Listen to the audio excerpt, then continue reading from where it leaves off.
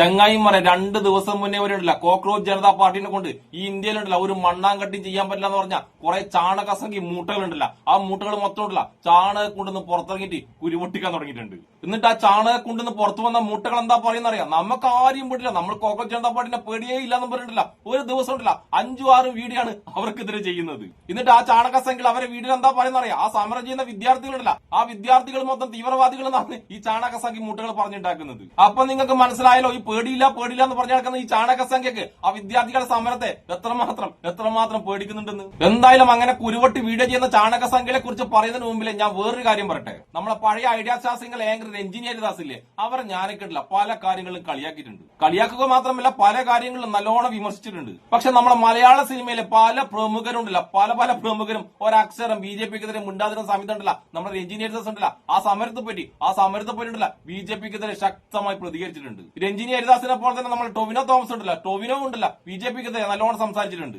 എന്തായാലും കേരളത്തിലെ പല വലിയ പ്രമുഖന്മാരുണ്ടല്ല വായിൽ പഴം തിരികെ ഇരിക്കുമ്പോഴല്ല ഇത്രയെങ്കിലും ആൾക്കാരുണ്ടല്ല പ്രതികരിച്ചതിൽ വളരെ സന്തോഷമുണ്ട്. എന്തായാലും നമുക്ക് ഈ സമരം കണ്ട് കുരുപൊട്ടി ആദ്യത്തെ മൂട്ടിയുണ്ടല്ല, ചാണകക്കുണ്ടിൽ ആദ്യത്തെ മൂട്ട അത് വേറെ ആരുമല്ല, നമ്മളെ ഭാരതീയല്ലേ. ഞാൻ ഭാരതീയൻ എന്ന മൂട്ടക്കാണ് ആദ്യം കുരുപൊട്ടിയത്. നമുക്കെന്തായാലും ഞാൻ ഭാരതീയൻ എന്ന മൂട്ടിയുണ്ടല്ല ഈ സമരത്തെ കുറിച്ച് എന്താണ് പറയുന്നത് കേട്ടിട്ട് വന്നാലോ. ഈ മൂട്ട എന്നത്തെയും പോലെ തന്നെ ഈ സമരത്തിലുള്ള വർഗീയത കുത്തി കയറ്റാൻ വേണ്ടി ഞാൻ നോക്കുന്നത്.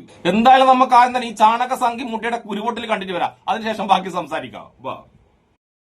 കോക്രോച്ച് പാർട്ടിയുടെ ജൻധൻ മന്ദിർ സത്യാഗ്രഹ ദിവസങ്ങളിൽ പ്രസിദ്ധീകരിച്ച വീഡിയോകളിൽ ബസ് നാമരഹേഗ അല്ലാക്ക എന്ന മതപ്രാർത്ഥന എല്ലാവരും കേട്ടതാണ്. ദിവസങ്ങൾക്ക് മുമ്പ് പ്രകാശ് രാജ് എന്ന നടൻ അവിടെ എത്തി സമരം ചെയ്യുന്ന വിഷയവുമായി ബന്ധമില്ലാത്ത ജയ് ശ്രീറാം എന്ന വാക്കുകൾ വികലമായി ഉപയോഗിച്ച് ആ വിശ്വാസത്തെ അധിക്ഷേപിക്കുന്ന കാഴ്ചകളും നമ്മൾ കണ്ടിരുന്നു. രാജ്യത്തെ 80% വരുന്ന വിശ്വാസത്തിനെ വളരെ പച്ചയായി അവഹേളിക്കുകയും മറ്റൊരു വിശ്വാസത്തെ പ്രകീർത്തിക്കുകയും ചെയ്യുന്ന ഈ വിരോധാഭാസം നടക്കുന്നത് നീറ്റ് പരീക്ഷയിൽ പേപ്പർ ചോർന്നതുകൊണ്ട് മന്ത്രി രാജിവെക്കണമെന്ന ആവശ്യം മുൻനിർത്തി നടക്കുന്ന സമരപന്തൽ.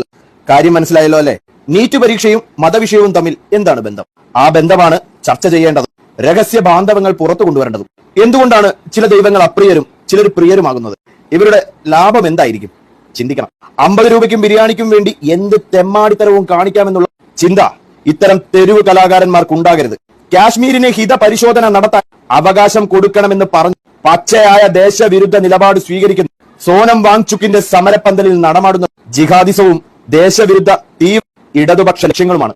രാജ്യമാസകലം തകർന്നടിഞ്ഞ മാർക്സിസം എന്ന ഉട്ട്യോപ്യൻ സിദ്ധാന്തത്തിന്റെ അവശേഷിപ്പ് ഊർജ്ജശ്വാസം വലിക്കുന്ന കിടക്കയിൽ ഇനി എന്തെങ്കിലും ഇന്ത്യയുടെ സാംസ്കാരിക തനിമയ്ക്കെതിരെ ചെയ്യാൻ ബാക്കിയുണ്ടോ എന്ന വേവലാതിയിലാണ് ഇന്ത്യയിലെ ഓരോ ജനങ്ങളും. സൂക്ഷിക്കണം ഇവറ്റകളെ. സത്യം പറഞ്ഞ ഇന്ത്യയിലെ ജനങ്ങൾ സൂക്ഷിക്കേണ്ടതുണ്ടല്ല. നിന്നെപ്പോഴത്തെ ചാണകസംഖ്യ ഉണ്ടല്ല, നിന്നെപ്പോഴത്തെ ചാണകസംഖ്യ മൂട്ടകളെയാണ്. കേട്ടല്ല, ഈ ചാണകസംഖ്യയുടെ 1 മിനിറ്റ് പ്രസംഗത്തിലുണ്ടല്ല താലിബാനിസം, കമ്മ്യൂണിസ്റ്റ് തീവ്രവാദികൾ ഇതല്ലാതെ ഇവൻ വേറെ എന്തെങ്കിലും പറഞ്ഞു കേട്ടിട്ടുണ്ട്? ആ വിദ്യാർത്ഥികൾ അവിടെ എന്തിനാണ് സമരം ചെയ്യുന്നവരുണ്ടല്ലോ ഈ ചാണകസംഖ്യ അറിയില്ല തോന്നുന്നു. ഇവനെപ്പോഴത്തെ കുറെ ചാണകസംഖ്യ മൂട്ടകളുണ്ട്. വിവരവും ബോധവും വിദ്യാഭ്യാസം ഒന്നുമില്ല. വന്നിട്ടില്ല പച്ച വർഗീയത പറയും. ആ പാവം കുട്ടികൾ അവിടെ സമരം ചെയ്തത് ഇവന്റെ കുട്ടികൾക്കും ഇവന്റെ പെങ്ങന്മാർക്കും ഇവന്റെ കുടുംബക്കാരിലെ വിദ്യാർത്ഥികളിലെ അവർക്കൊക്കെ വേണ്ടിയിട്ടാണെന്നുള്ള ബോധം പോലുള്ള ഈ ചാണകസംഖ്യക്കില്ല.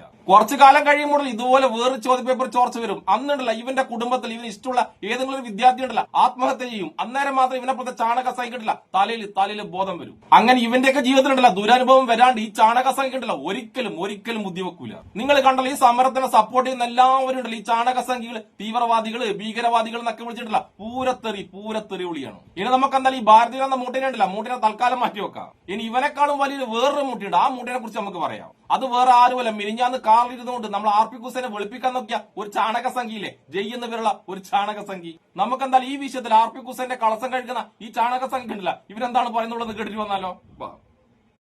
ഈ കൂറ പാർട്ടിക്കാർക്ക് വേണമെന്ന് കിട്ടണമെന്ന് മനസ്സിലാച്ചു വരും. പക്ഷെ ഇത്ര പെട്ടെന്ന് കിട്ടുന്ന വെച്ചില്ല.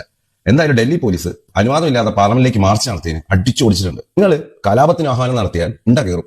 ഇതിലെങ്കിലും വിഷമം എന്ന് വെച്ചാൽ ഈ കേരളത്തിൽ കുറെ കൂറ പാർട്ടിക്കാരുണ്ട്. ഇവന്മാർക്കൊന്നും തല്ലിയിട്ടില്ലല്ലോ എന്ന് ചോദിച്ചാൽ ഇവന്മാരൊക്കെ ഒന്ന് പേടിച്ചു കൊടുത്ത് പോയില്ലോ എന്ന്.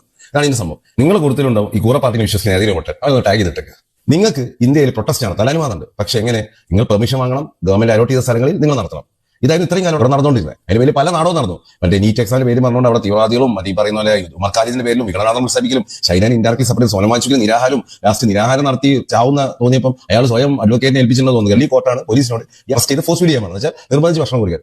അങ്ങനെ അയാൾ എന്ത് ചെയ്ത് ഡൽഹി പോലീസ് തൂക്കിയെടുത്തുകൊണ്ട് അങ്ങനെ അഭിജിത് ദീപ് പറഞ്ഞു ഞാൻ നിരാഹാരം ഇരുന്നോളാണ്. അവൻ നിരാഹാരിക്കുന്ന എല്ലാവർക്കും അറിയാം. മെല്ലെ ഇന്ന് ചുളിവിൽ നിരാഹാരം നിർത്തി. ഇതുവരെ ഓക്കെയാണ്. ഇതിനുശേഷം ഇവര് പെർമിഷൻ ഇല്ലാതെ പാർലമെന്റിലേക്ക് മാർച്ച് നടത്തുന്നതാണ്. അപ്പൊ ഡൽഹി പോലീസ് ഓൾറെഡി പറഞ്ഞു നിങ്ങൾ പെർമിഷൻ ഇല്ലാതെ മാർച്ച് നടത്തിയാൽ നിങ്ങളെ തടയും. അത് അവർ നോട്ടിഫിക്കേഷൻ ഇട്ടു, ഇവരെ അറിയിച്ചു. പക്ഷെ ഇതൊന്നും നോക്കാതെ ഇവന്മാർ മാർച്ച് നടത്തി. പോലീസ് അടിച്ചോടിച്ചു. കാരണം നിങ്ങൾക്ക് പീസ്ഫുൾ പ്രൊട്ടസ്റ്റ് നടത്താം, പക്ഷെ പെർമിഷൻ ഇല്ലാതെ മാർച്ച് നടന്നില്ല. ആ മാർച്ചിനിടയിൽ പോലീസുകാരെ ആക്രമിക്കുന്നു, അതുപോലെ തന്നെ പോലീസ് വണ്ടി തകർക്കാൻ നോക്കുന്നു, നേപ്പാളിനെ പോലെയുള്ള പാർലമെന്റ് തകർക്കും, ഭരണം അട്ടിമറിക്കുന്നു അറിയുന്നു, ഇപ്പൊ കാശ്മീരിനെ മാറ്റുമെന്ന് അറിയുന്നു, ഹിന്ദുത്വത്തിനെ കുറെ തെറി വിളിക്കുന്നു. ഇതെല്ലാം ഇവിടെ ചെയ്യുന്നത്.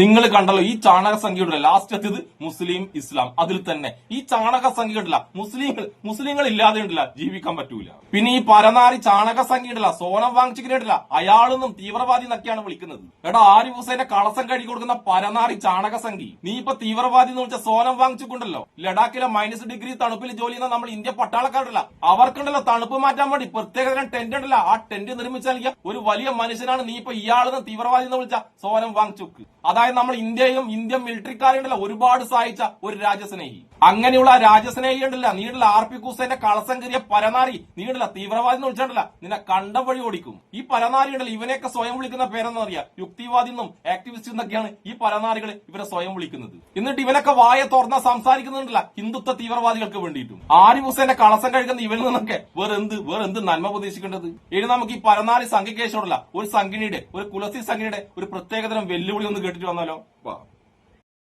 ഇതുപോലെ നാറി നാണം കെട്ടൊരു സമരം ഈ അടുത്ത കാലത്തൊന്നും ഉണ്ടായിട്ടില്ല. എന്തൊക്കെയായിരുന്നു? വിദ്യാഭ്യാസ മന്ത്രി രാജിവെപ്പിക്കുന്നു, അത് പോരാഞ്ഞ് പ്രധാനമന്ത്രി നരേന്ദ്രമോദിയെ രാജിവെപ്പിക്കുന്നു, ഒടുക്കം പവനായി ശവമായി. കൂടെ നിന്ന് കൈയടിച്ച പ്രകാശ് രാജ് മുങ്ങി, ബേബി സഖാവ് നൈസായിട്ട് മുങ്ങി. ഇങ്ങനെ കിടന്ന് മോങ്ങാതെ എണീറ്റ് വീട്ടിൽ പോടെ. നീറ്റ് എക്സാം പേപ്പർ ചോർത്തിയ സകല എണ്ണത്തിനും തൂക്കിയെടുത്ത് അകത്തിട്ടിട്ടുണ്ട്. അതല്ല കേന്ദ്ര സർക്കാരിനെ അങ്ങ് താഴെ ഇറക്കുക എന്നാണെങ്കിൽ നീയൊക്കെ ഇനിയും കുറെ കരയേണ്ടി വരും. പണ്ട് ആരോ പറഞ്ഞ പോലെ നിന്റെ ബാപ്പമാർക്ക് പറ്റിയിട്ടില്ല, പിന്നെ നിനക്ക്. അത് മോൾക്കിടല്ല കുറെ അച്ഛന്മാരുള്ളതുകൊണ്ട് അങ്ങനെ തോന്നിയൊന്നും. ആ വിദ്യാർത്ഥികളുടെ സമരം കണ്ടിട്ടല്ല നിന്റെയൊക്കെ നേതാക്കന്മാരുണ്ടല്ല ചാണകക്കൊണ്ടെന്ന് പുറത്തിറങ്ങാൻ തുടങ്ങി. അതുകൂടാതെ സമരത്തിലുണ്ടായിരുന്ന ഒരാള് പോലും ഉണ്ടല്ല പിന്മാറിയിട്ടില്ല. ഓരോ ദിവസം കഴിയുമ്പോൾ ഓരോ ദിവസമല്ല ഓരോ മണിക്കൂർ കഴിയുമ്പോഴല്ല ആ സമരത്തിലുണ്ടല്ല ആയിരങ്ങൾ കൂടി വരുന്നു. പോലീസിനെ കാണുമ്പോഴും അടിയെന്ന് എഴുതി കാണിക്കുമ്പോഴും കണ്ടം വഴി ഓടുന്നത് എടപ്പാളോട്ടുണ്ടല്ല കണ്ടം വഴി ഓടുന്നത് അത് വേറെ ആരുമല്ല മോളുടെ സംഖ്യകളാണ്. അതുകൊണ്ട് മോളുടെ സംഖ്യകളുണ്ടല്ല ചാണകക്കൂടെന്ന് എഴുന്നേറ്റ് വന്നിട്ട് ഇനി കുറെ കരച്ചിൽ കരയേണ്ടി വരും. കാരണം ഈ സമരം ചെയ്തത് നിങ്ങളെ ചാണകങ്ങളല്ല, ഇന്ത്യയിലെ വിദ്യാർത്ഥികളാണ്, നട്ടലുള്ള യുവ വിദ്യാർത്ഥികൾ. അതുകൊണ്ട് മോളെ സംഖ്യയിലുണ്ടല്ല കരഞ്ഞു മെഴുകാനുള്ള ഊർജ്ജം സംഭരിച്ചു വെച്ചോ. അപ്പോഴെന്തായാലും ചാണകം കൊണ്ടുവന്ന് പുറത്തു വന്ന് കുരുപൊട്ടി വലിക്കുന്ന എല്ലാ മൂട്ട സംഖ്യക്കും ഇഷ്ടപ്പെടുന്ന എല്ലാവർക്കും എന്റെ ഒരു നല്ല സുലാൻ.